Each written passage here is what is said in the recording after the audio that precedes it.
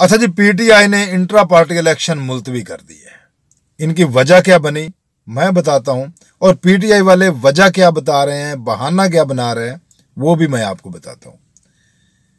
अभी 31 जनवरी को पीटीआई की जनरल बॉडी का इजलास हुआ, जिसमें यह तय पा गया कि इंट्रा पार्टी इलेक्शन 5 फरवरी को होंगे, यानी जनरल इलेक्शन से 3 दिन पहले।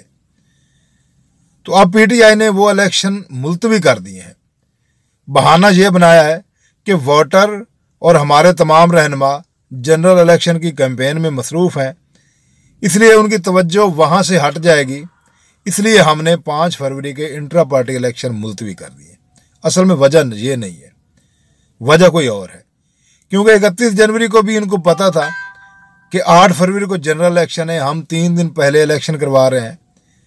असल वजह यह है कि जब इन्होंने इंट्रा पार्टी इलेक्शन करवाने की हतमी तारीख का ऐलान किया तो पीटीआई के रहनुमा, मेरे ख्याल में पेशावर से हैं, जुनैद अकबर साहब, उन्होंने इंट्रा पार्टी इलेक्शन में हिस्सा लेने का ऐलान कर दिया।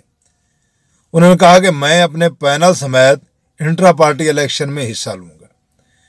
अब अगर पीटीआई वाले इलेक्शन करवाते जो आजकल पीटीआई के हालात हैं, तो आईनी तौर पर जुनैद अकबर साहब ये इलेक्शन जीत जाते और वो आईनी तौर पर पीटीआई के नए चेयरमैन बन जाते। चूंकि वो आईनी तौर पर चेयरमैन बनते, इसलिए उन्हें हटाना भी आईनी तरीके से बनता था। किसी एक एग्जीक्यूटिव ऑर्डर के तहत उन्हें हटाया नहीं जा सकता था। इसलिए पीटीआई ने डर कर कि कहीं हमारे हाथों से न्यायाधी साहब की तरह पीटीआई ना निकल जाए, वो इलेक्शन मुलतवी कर दिए हैं। अब जब नई तारीख आएगी देखा जाएगा। बहरहाल खेल दिलचस्प मरहले में दाखिल हो चुका है।